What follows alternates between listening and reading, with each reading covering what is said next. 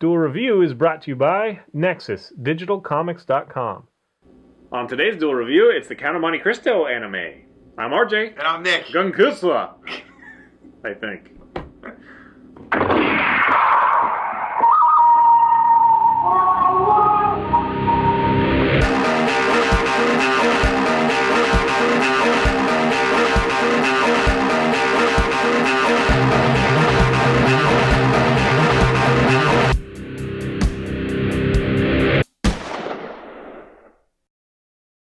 Today is the 6th of September, and we're taking a look at the Count of Monte Cristo. Gankutsuou. Right, Gankutsuou, the Count of Monte Cristo. It came out in 2004, it spans to 2005. It's 24 episodes long, and it is visually jarring, I suppose would be the good way of saying it. Yeah, that's going to be my major complaint, but why don't you tell us about the story? Alright, well, it's based off of the Dumas story that, just like the movie that we reviewed a while back. And this was another... someone had asked us to review it, and I had this in my queue. They mentioned it. I don't think they asked us. Well, they said, are you going to review the anime when they watched our Count of Monte Cristo, the movie? So they asked a question, and we answered no. Yes, we're answering now. I don't think I actually answered them. You're right. So we're answering them now. Yes, we will. Here we go. And it is... Okay, the way I see it is if you get to episode 7, from 7 on, it's actually a really great series. But in the beginning, it's kind of slow because it's a lot of setup, and they're assuming that you don't know anything about the Count of Monte Cristo, which I guess is safe to assume. But since I do, I'm kind of like, whatever. And it starts off much like the movie, I guess. If I remember correctly, the movie started off with Albert's trip to, I think he goes to Rome, but in this one he goes to Luna or to the moon. So, I'm sorry, what were you going to say? Oh, I was just going to say, I'm not sure if... you said that it counts on you not knowing anything about it. I had a little bit of enjoyment trying to plug it in. Yeah. But I'm not sure if I would have enjoyed it more if I wasn't trying to do that the whole darn time. So I'm not really sure whether you should have watched it or not. That's a good point. I had a lot of fun. If I just let it wash over me. But the visuals just distract you. So we'll get to that. But yeah, I guess you're right. I did enjoy saying, oh, that's Villefort, that's Danglars. I'm like, oh, cool. But more so than that, it also gets into the families. So there's 3 families, all of which are the ones who betrayed Edmond Dantes, who is the Count of Monte Cristo. You have the Danglars, the Villeforts, and then the Mondegos, who are going by another name, and, excuse me, it is the Morcerf. So you have Albert Morcerf, who is first introduced to the Count of Monte Cristo with his good friend Franz. And Franz is a great character. I wish they really developed him more, because I enjoyed most of the things that he does, because everything that he's doing because he really cares for Albert, and he wants the best for him, which is fun. So there's a lot of talk about I don't know how to say this without like making you feel unwanted here. There's a lot of love triangles between, people who, I don't know. There's a lot of love triangles, but beyond that, there's a lot of other great action. It's not love triangles specifically. It doesn't focus on that. It definitely focuses on the Count of Monte Cristo and his revenge, but it also affects everyone else around him, especially Albert, and that's a really good story. And from episode 7 on, I was really gripped, and I couldn't stop watching. I think what Nick is trying to say is that it's very soap opera-y. Yes, it is. But if you get past that... Right, if you look past all the soap opera crap, like, oh, I'm sleeping with my mother. What? That kind of crap. There's that in there? Yes, there is. Once. Actually, the guy sleeps with his mother once. Oh, well, that's okay then. But he did know that it was his mother. His mother didn't know that that was her child. So... there is that. It is extremely soap opera-y, but beyond that, there is still a lot of great content that I really, really enjoy. So, let's talk about the visuals. The visuals are very jarring because their clothes are essentially backgrounds that, so while they're walking, the backgrounds, they're moving through the background, so the background just kind of stays static. If you're familiar with Chowder, it's on Nickelodeon or Cartoon Network. They do a lot of, instead of having textures on, the actual animation moving around, it's just clear, and then the texture is from behind. Right. This one actually follows a little bit more than Chowder does, because Chowder is literally a background, and then wherever the character moves is that part of the background. It's just clear window kind of thing to show the texture through. This one, the texture actually kind of moves and changes a little bit, but it makes it feel very, what's that style? There's like an origami kind of feel to it, but there's a Japanese style of theater that is cutouts and Yeah, moving around. yeah, I you're forget right. the name of it. Yeah, I don't remember But either. it's very like kind very of puppetry. reminiscent of that. Paper puppets. Yeah, the problem is that it's so busy all the time. Yes. All the patterns are really busy. And I can say that I kind of enjoyed the hair. It was kind of fun, even though the hair goes the wrong way all the time. That's kind of weird, but still, it's just very distracting. Very, very distracting. And that would be the perfect word for me. I was distracted all the time. Like, I'd start getting into story, and then they'd have some new pattern that I had to get used to. Very loud clothes. It's like, nobody just wears a solid color. Nobody does that. Well, that's not entirely true. The main characters don't. Right, the main characters don't. But Maximilian, who is a poor commoner, he kind of does. I mean, there is still like the background in there if you look closely, but it just doesn't feel that way because it's mostly black. You know, every now and then he'll wear something with like green slashes and stuff. But there are some times where it's really hard to define the character because the background and his clothing texture are so similar. Right. Stuff like that. So it's just loud and kind of irritating. I don't know what it really gains from that. I mean, it's definitely a style choice that you remember. Yes. But beyond that, I don't think it really offers anything. Do you? Did you ever be like, oh, that's kind of a good use of that? Actually, yes, but I don't really remember where I was like, okay, finally that worked. You know, that worked and where it was. To me, it was just like, why? Yeah, there was no real point. And I think throughout the series it gets better. It gets a little more. I don't know if you get used to it or if they just kind of toned it down and made it a little more approachable. But yeah, in the later in the later episodes, it gets better. I mean, I think it's interesting. It's an interesting experiment, and possibly it's just coupled with the whole soap opera kind of feel. Right. It kind of just washed everything out, and it was just everything too busy. There's too much to follow, and blah blah. They also throw in a lot of 3D graphics for some odd reason. Like a lot of so many animes do that now. The backgrounds are 3D, but you also have 3D like mech suits. Well, they're suit of armors, stuff, and then there's the ships that are 3D. So it kind of throws you off. with a face on the front. Yeah. Weird. And then you get into some things of Count of Monte Cristo, who he has like this dream room where weird things are happening, and you don't know what's going on. You don't know if it's all fabricated or what. And that's kind of weird. And then why am I forgetting his name? Franz. Thank you. Franz goes on. Yeah. Huh? The blonde, right?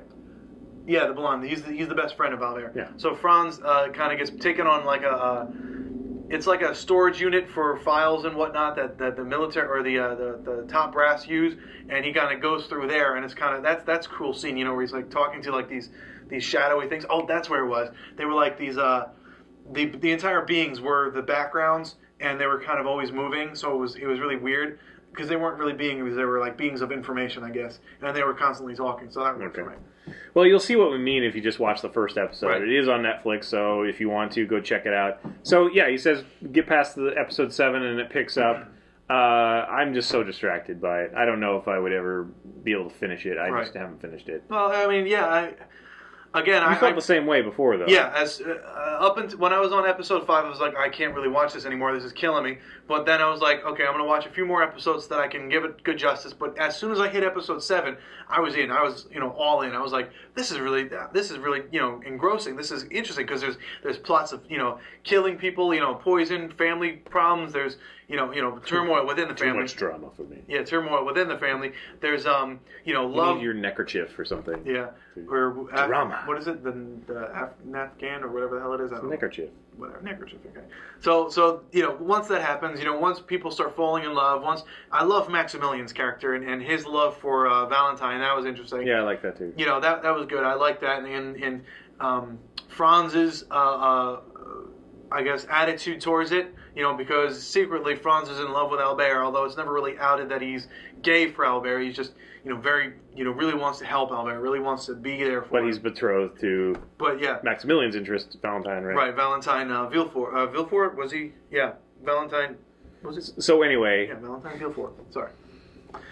So yeah, it just gets good from there, and I did enjoy it, and I am a little disappointed with how it ended because the last episode is one of those 5 years later these people haven't connected, and it seems like they might, but they haven't, so questions aren't really answered. I really wish they would all just kind of move to the country with Maximilian and Valentine and just be happy, but that doesn't. Was happen. there a manga? I don't know. And you didn't really touch on the whole demon thing. Right. Yeah. I guess I should. Okay. So it's a big difference from the story in the movie. Right. The Gankutsuou is a demon. Suo. Yeah, Gankutsuou he is like a demon type thing. I don't know what he is. He used to be a living thing who was turned to crystal, and he feels for, or he feels in league with Edmond Dantes and his cries for, please kill me. I just want to kill everything. I'm so pissed off at everything that the demon kind of goes into him, and he becomes him, and he's slowly losing emotion, and he can't die. He's become essentially a vampire, although he doesn't really feed on anything. So he's slowly dying, or he's slowly letting the Gankutsuou take over. He has no emotions, and although every now and then you do get a hint of Edmond Dantes. So that is interesting because it's constantly taking over him. So yeah, it's basically the Japanese interpretation of vampire, I think. Right.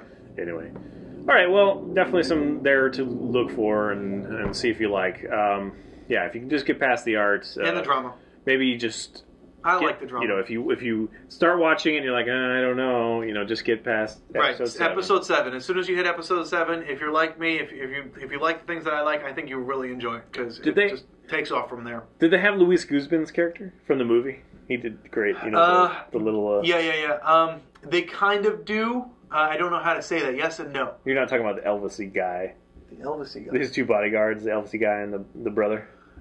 I guess his role is kind of split up between. Yeah. That's what I figured. So he's there, but no, because there's also this transgendered woman who's in there who's kind of like. So don't expect faithful representation. No. Some of the major points are the same. Although Louis Vampa is there, and what's his name?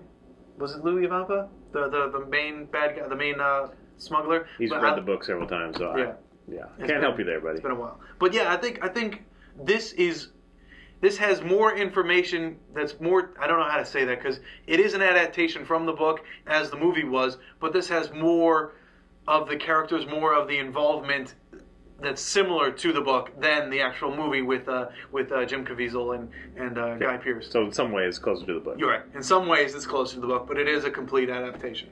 All right, guys. Well, that is the Count of Monte Cristo Gankutsuou.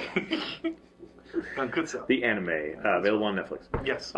Okay, guys, I think that's it. Subscribe on YouTube, our Dual Review channel. Go check out our great playlists. Game Labs has been a lot of fun. Moonflower and Throwover, awesome. And please leave comments. We love comments. And you could support us and our new Seattle location by buying our wares at spiderwolf.com. That's right. T-shirts, card games, short stories, what have you. Art prints. More to come. See you next time. Yes! Finally killed your little pepperoni streak. Lose all this week. Next time I'll do a review, it's 28 Days Later, the movie. Alright, what's next? It is Gankutsuou of Monte Cristo. You're gonna have to do the majority of this. I knew. I'll be the negative Nancy. No, it was stupid. You shut up. It's stupid. No, I won't say that. You'll see. You'll see. Did I ever tell you you're my hero? No. I'm singing to myself. Oh, you think yourself as a hero? That's right. Okay. Did I ever let you know you're awesome? That was your line. I am awesome. On today's Dual Review, it's the Count of Monte Cristo Gavatunda.